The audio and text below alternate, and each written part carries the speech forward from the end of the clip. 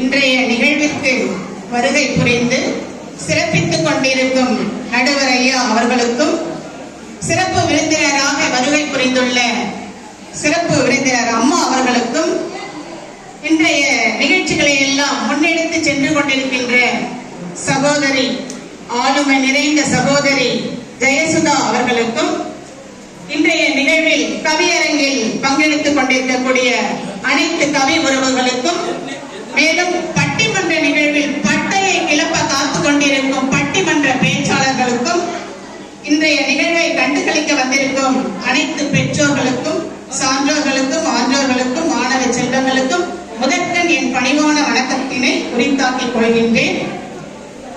கவிஞர்களின் பாறையில் பாரதி, 100 கவிதைகள் 100 கவிஞர்கள் என்ற தலைப்பில் ஒரு சிறப்பான நூலை வெளியிட்டு, அந்த நூலில் கலந்து கொண்ட கவிதை எழுதிய கவிஞர்களை கவிதை வாசிக்க வைத்து மிக அழகாக சிறப்பான ஏற்பாடு செய்திருக்கக்கூடிய சகோதரிக்கும் அவருடைய சார்ந்த அந்த அமைப்பினருக்கும் முதற்கண் அனைவருடைய சார்பாக நன்றியை தெரிவித்துக் கொள்கின்றேன்.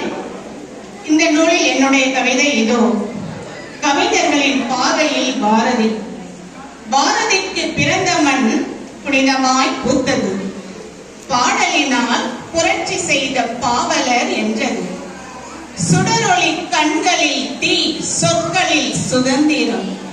சங்கடமோ வந்தாலும் சாகாத சிந்தனம், சங்கடமோ வந்தாலும் சாகாத சிந்தனம். வானம் போல உயர்ந்தது கனவுகள் அனைத்தும், வானம் போல உயர்ந்தது கனவுகள் அனைத்தும். வாழ்வில் 100 புயல் கடந்த வீர கதைகள் தந்தும், கபாலம் மேல் காத்திருக்கும் தீயே போல் இருந்தார். கவிதையினில் புரட்சி சிந்தை வீரமாய் உரைத்தார், கவிதையினில் புரட்சி சிந்தை வீரமாய் உரைத்தார். வளமுடன் உழைத்தவனை வணங்கிய வார்த்தைகள், வஞ்சகனை சாடியவர் வலிமை கொண்ட வரிகள், வஞ்சகனை சாடியவர் வலிமை கொண்ட வரிகள். பெண்களுக்கு உரிமை கொடு என்ற முதல் குரல், பெண்களுக்கு உரிமை கொடு என்ற முதல் குரல். பழமை தாண்டி புதிய உலகை வரவேற்கும் நிலை, வணங்கிடும் வண்ணம் இல்லை வஞ்சனையை வென்றவர்.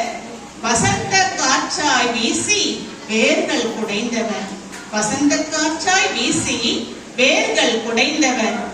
பூமிக்கு நவீன சூரியனாய் பொழிந்தவர். பாடல்களால் நூற்றாண்டுகள் கடந்து வாழ்ந்தவர், பாடல்களால் நூற்றாண்டுகள் கடந்து வாழ்ந்தவர்.